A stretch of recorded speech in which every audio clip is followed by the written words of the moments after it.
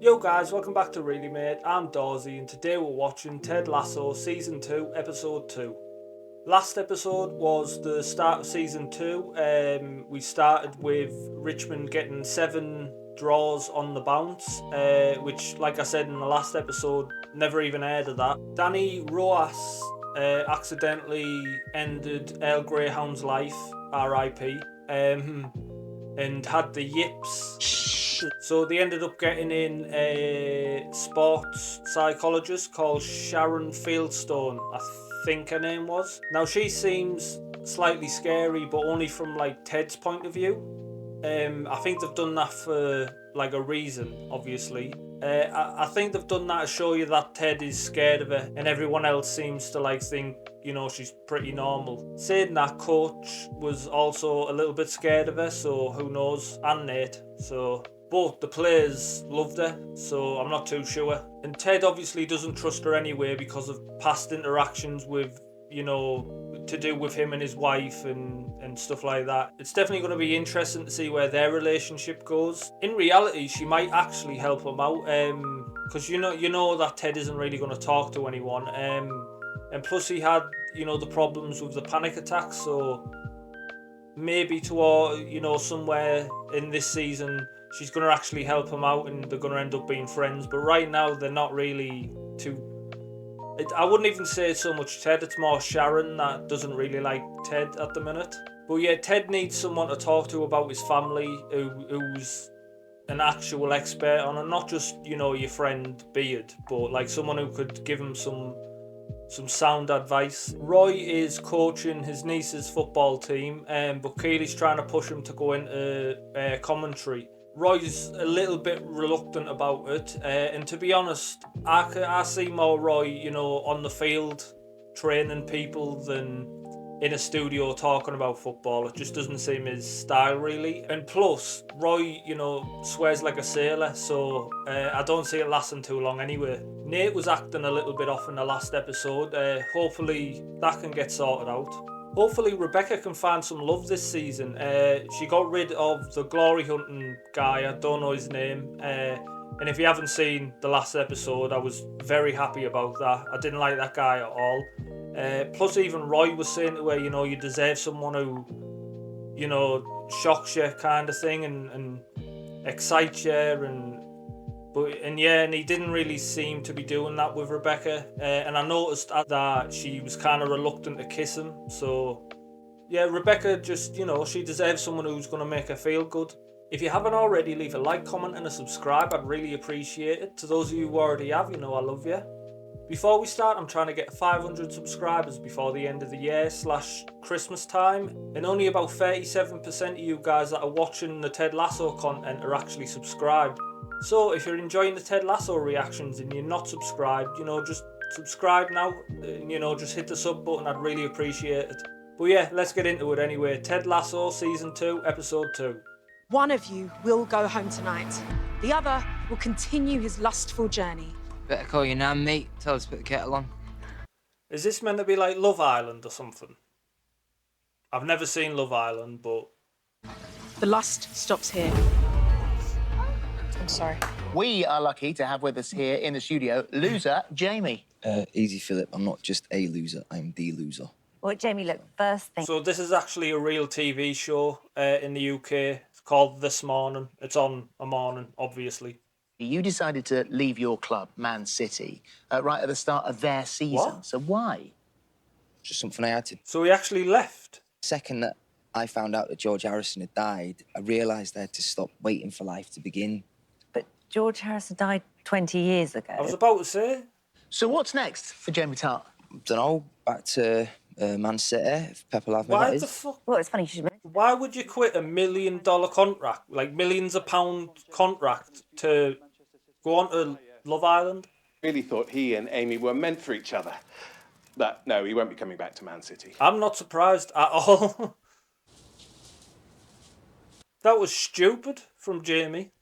What's interesting is the guy who was presenting that show has got into trouble in the past year, and that's all I'll say about that. Hello, mate. How you doing? What's your name? Stanley. Stanley. That had to be his decision, because that's a stupid decision. That had to be a Jamie Tart decision. No, smell this. Will, a word. He shut every door. Don't make changes that could throw off a player's headspace. Sorry, coach. Go, get out. Nate's a bit of an arsehole at the minute. I was going to cook you cordon bleu for dinner. Nigella says if you butterfly the chicken, it'll be more moist. I don't know if you guys in America have Nigella Lawson, but she's basically a chef, I think, in the UK. And like when she's cooking, she kind of puts in like the odd sexual innuendo and stuff like that. That's why Roy's like, the chicken was moist. And yeah. I'm Jamie fucking Tart. You're too much of a liability. You act like an arsehole and disappear on Man City. Why would a team want to sign you when the season starts, you sign up for a reality TV show? You know you're like a son to me. Now you're like a dead son. Which means I love you even more. What? There's nothing I can do.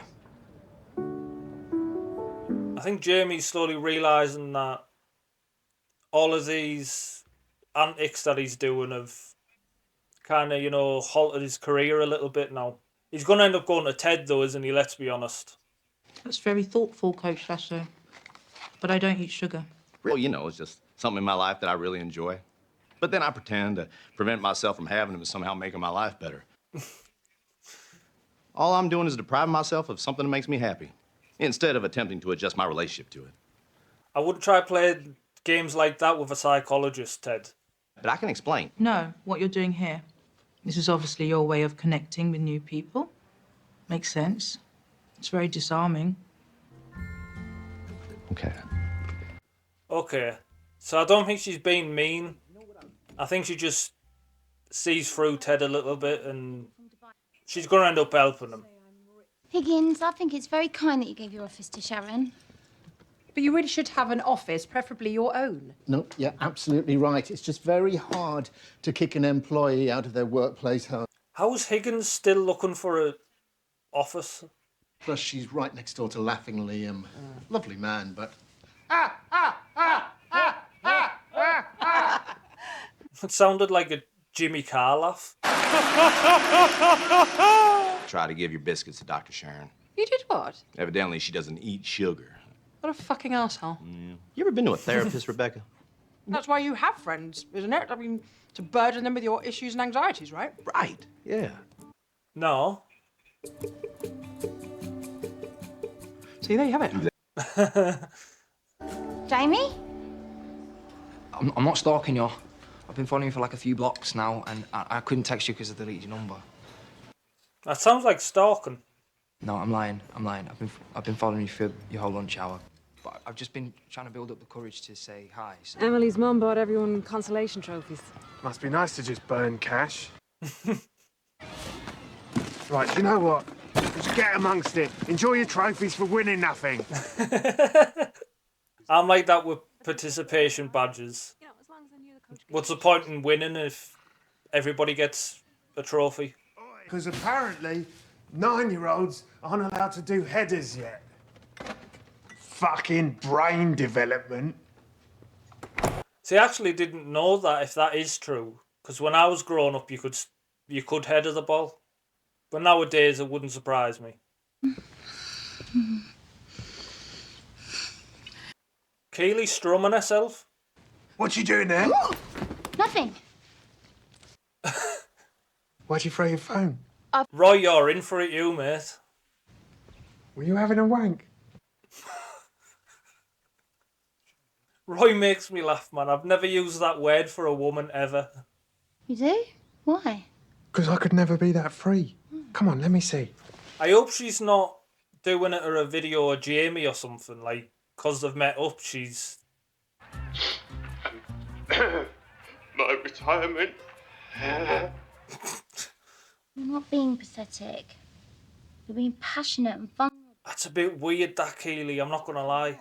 Each to their own and all that, but people are into what they're into. Like, I'm not judging, but that one's a bit strange. Oi, I get it. Can't get hurt if you don't try. If you don't try, then I'm just gonna have to sit here wanking to videos of you crying.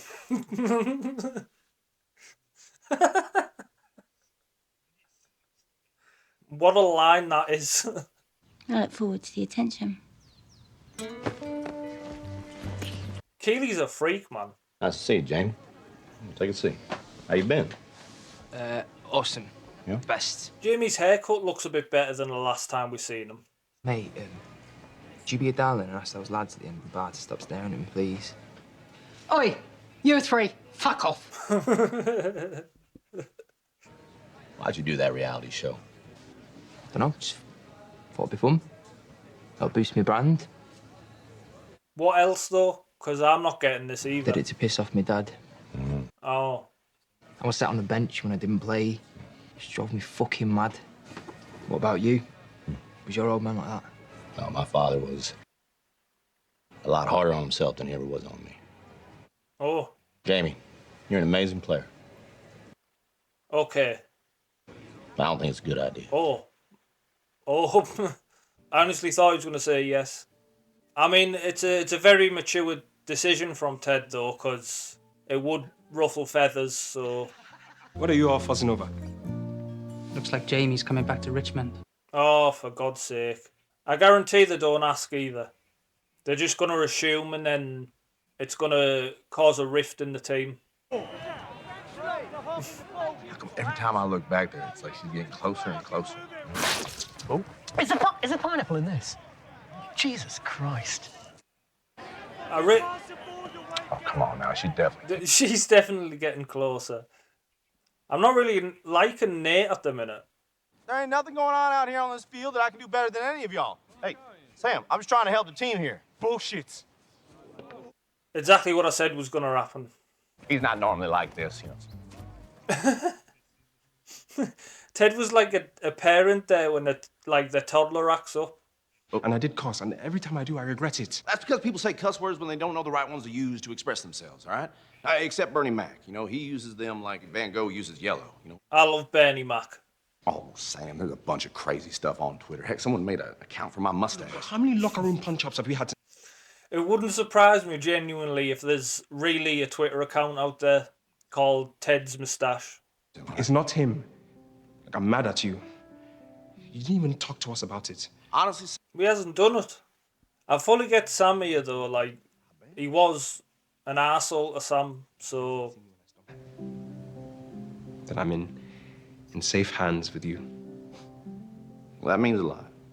I was about to say that must mean a lot to Ted. Very well handled, Ted. Jeez. Will you get an office, Higgins? What do you usually do with your lashes? I leave them the fuck alone. Jamie Carragher sent me flowers. We fucking despise each other when we played. Now he's sending me flowers. Jamie Carragher's a real football player, or was a real player. What if everyone thinks I'm shit? Since when do you care what people think? You're Roy fucking Kent. Everyone has insecurities, though. Oh, glad to have you on the show, Roy. Whatever. Hey, Roy, try not to get too emotional, yeah? And we're on. Is that the manager? The old Richmond manager? What a match. Manchester... All of this, by the way, is real. These are all real pundits, apart from Roy and the old manager. Chelsea legend joins us. Welcome, Roy. Did your former club play well? No, I thought they played like shit. That's harsh, Roy. United's been on a good run recently. Who gives a shit, Chris? That's nice. Chris Kamara as well, hilarious, by the way. Off to Fratton Park, where there's been a red card, but for who, Chris Kamara? I don't know, Jeff, has it? I must have missed that. Have some fucking pride in your shirt, or don't fucking wear it. What's so interesting about this is Roy Keane, who I've compared Roy to in the past. He went into football punditry and everybody loved him for like his blunt answers about things, and like it's 100% just Roy Keane. What a baby. What a big baby. Just get on with the game. Baby. Sam wants Jamie back. No. Sam just reminded me that he himself has got a great dad. Not everyone has that. And isn't the idea... This is why I love Roy. It also ruin morale to have someone in here just belittling everyone all the time. Will! Not beneath the lockers, on the bench, man. Come on. What a donut. Kidding Nate. Starting to do my head in. Right now, I'm going to ask you thumbs up or thumbs down. Me personally. Come on, babe, say something. Shit, you really did hate it. May I have your phone? Why? You helped me to help myself. Again. So I wanted to thank you properly. What's going on?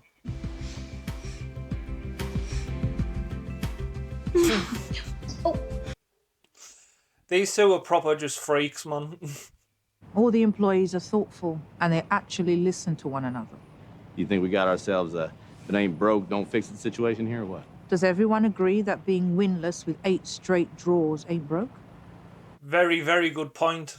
I think she might be hinting that there's still something missing within the team. Probably the fact that Ted hasn't dealt with his issues yet. I don't think that's why they've drew 8 games in a row, though, but even still. Thank you for the lovely gift basket of bottled water. Yes, well, Ted said you didn't eat sugar. Did she say a gift basket of water? What's going on? Okay.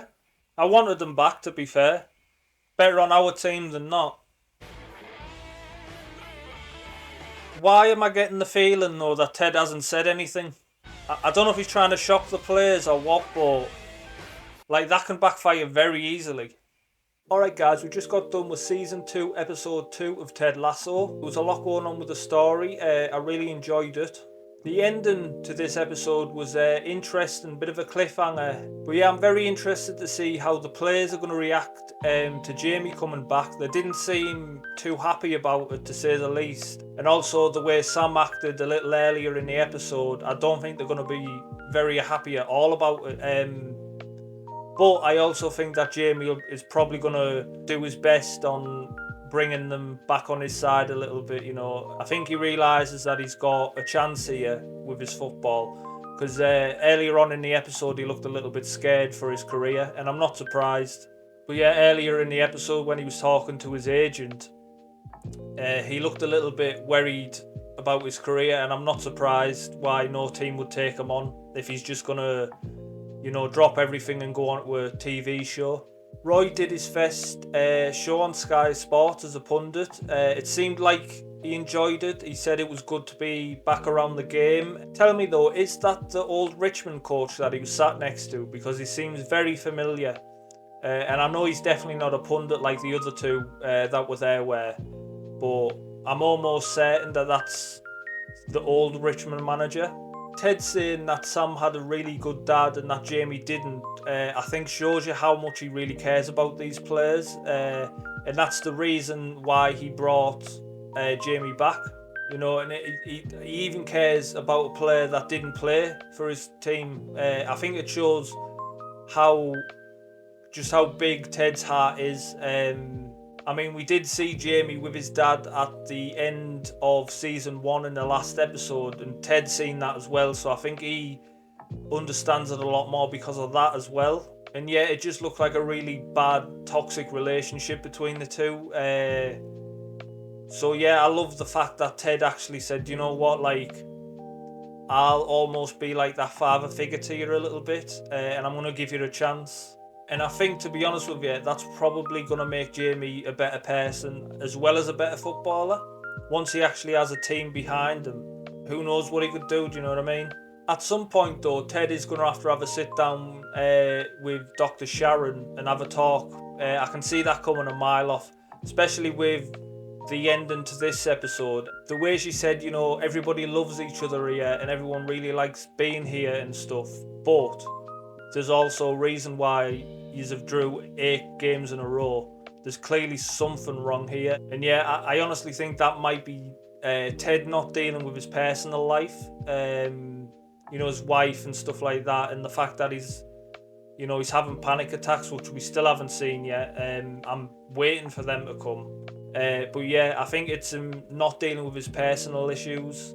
That might be a problem. And I think the doctor thinks that as well.